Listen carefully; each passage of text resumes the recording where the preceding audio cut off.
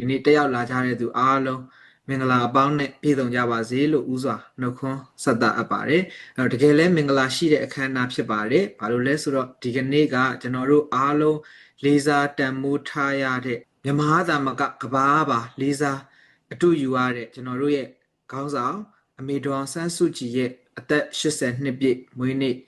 မင်္ဂလာအထိမ်းအမှတ်အခမ်းအနားလေးဖြစ်ပါတယ်ဒီကနေ့မှာဒါအားလုံးတော့နော်ပြည်တွင်းမှာရောနိုင်ငံရရက်ကဆူတောင်းမြတ်တာတွေဒါပို့တာပေးကြတယ်တော့အမေကတော့ကျွန်တော်တို့ပြုလုပ်နေတဲ့ဒီ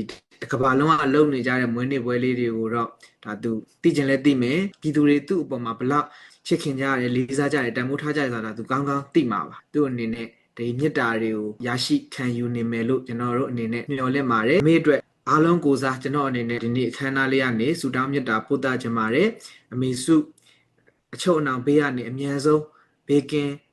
လွတ်မြောက်နိုင်ပါစေနောက်ပြီးတော့စိတ်ချမ်းသာကိုကျမ်းမာပြီးတော့အမေစုဖြစ်ခြင်းနဲ့လိုအင်ဆန္ဒတွေအားလုံးပြည့်ဝပါစေတက်ရှိကျမ်းမာစိတ်ချမ်းသာပြီးတော့နောက်နှစ်ပေါင်းများစွာတိုင်ချစ်ရသူတွေနဲ့အတူပျော်ပျော်ရွှင်ရွှင်နဲ့တက်ရာကြောင့်မကဖြတ်သန်းနိုင်ပါစေလို့ဒါကျွန်တော်အနေနဲ့ဒါဆုမကောင်းတောင်းချင်ပါတယ်ဒါအားလုံးလည်းဆုတောင်းမြတ်တာကိုစီပို့တာနေကြမယ်လို့ကျွန်တော်အနေနဲ့ယုံကြည်ပါတယ်ဒါဒီကနေ့တက်ရောက်လာကြတဲ့ participant ပေါင်းเนาะဒီမှာဆိုရင်800ဝန်းကျင်ရှိပါတယ်အဲ့တော့ new generation မြန်မာရဲ့ family members တွေအားလုံးကလည်းချစ်ချင်းမြတ်တာတွေဆုတောင်းမြတ်တာတွေနဲ့ကိုယ့်ရဲ့ဘာသာအလားအကောင်းမှုကုသိုလ်တွေလုပ်ကြတာမျိုးလေးတွေလည်းရှိပါတယ်အမေပေါ်မှာထားတဲ့ချစ်ချင်းမြတ်တာကိုပြသကြတာပေါ့နော်တကယ်တမ်းအမေပေါ်မှာချစ်ချင်းမြတ်တာကိုပြသတဲ့နေရာမှာဆူတောင်းဒါလည်းဆူတောင်းနေပေါ့နော်ဆူတောင်းယုံနဲ့တော့အရာအလုံးကမပြည့်ပြည့်စုံနိုင်ပါဘူးအဲ့တော့ဆူတောင်းတာရဲ့နောက်မှာကျွန်တော်တို့ကိုယ်တိုင်ကိုယ်ကျလှုပ်ဆောင်တဲ့အပိုင်းလေးတွေကိုလုပ်ကြရမှာဖြစ်ပါတယ်အဲ့တော့အမေကိုတကယ်ချစ်တယ်တန်မိုးထားတယ်နော်ဒါမှမဟုတ်ကိုချစ်တဲ့သူကိုတန်မိုးထားတဲ့သူတွေကိုကျေးဇူးဆက်တဲ့နီးရှိပါတယ်ကျေးဇူးဆက်ရပါမယ်ကျွန်တော်တို့ကျေးဇူးတင်နေုံချစ်နေုံနဲ့မရပါဘူးပြန်လည်ပြီးတော့ကျေးဇူးဆက်ရပါမယ်အဲ့တော့ဘလို့ကျေးဇူးဆက်မလဲဆိုလို့ရှိရင်အမေဖြစ်စေခြင်းနဲ့အရာတွေကိုကျွန်တော်တို့အနေနဲ့ကိုအကောင်းဆုံးနေထိုင်ခြင်းမှာပဲကိုယ့်ရဲ့စိတ်ဓာတ်ပိုင်းဆိုင်ရာเนาะအမေမှာရှိတယ်ပေါ့เนาะအဲ့ဒါအမေစုဆိုလို့ရှိရင်ဘာကြောင့်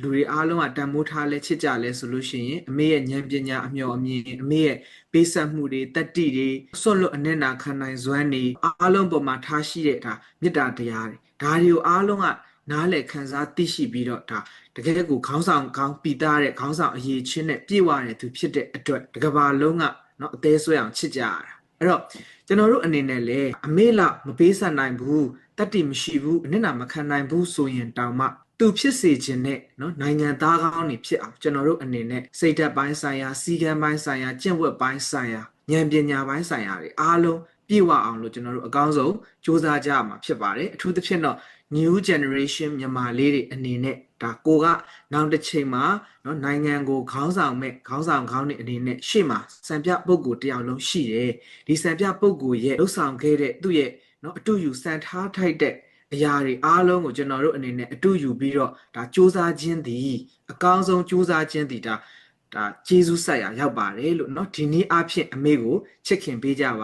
ါချစ်တယ်ပါဇက်ကပြောယုံနဲ့တကယ်ချစ်တယ်လို့မခေါ်နိုင်ပါဘူးသူပြောတဲ့ဖြစ်စေခြင်းနဲ့ဆန္ဒတွေစကားတွေကိုနားထောင်ပေးမှလှုပ်ဆောင်ပေးမှเนาะဒီအရာတွေကလည်းသူ့အတွက်မဟုတ်ပါဘူးကျွန်တော်တို့အားလုံးအတွက်เนาะကမ္ဘာမြန်မာပြည်အတွက်တောင်မဟုတ်ဘူးเนาะဒါတကယ်ငြိမ်းချမ်းရေးနိုဘယ်ကမ္ဘာငြိမ်းချမ်းရေးနိုဘယ်ဆုရှင်တကမ္ဘာလုံးအတွက်เนาะကျွန်တော်တို့ကမ္ဘာကြီးရဲ့ကမ္ဘာလောကကြီးရဲ့ကောင်းကျိုးအတွက်ဒါကျွန်တော်တို့ဥဒ္ဒချက်တဲတဲ့ဘက်အနေနဲ့အတူစူးစမ်းကြအောင်ပါလို့ဒါကျွန်တော်အနေနဲ့အမေရဲ့ဆန္ဒလေးကိုအားလုံးဖြည့်ဆည်းပေးကြဖို့အတွက်မေတ္တာရပ်ခံတောင်းဆိုကြပါတယ်လို့အဲ့တော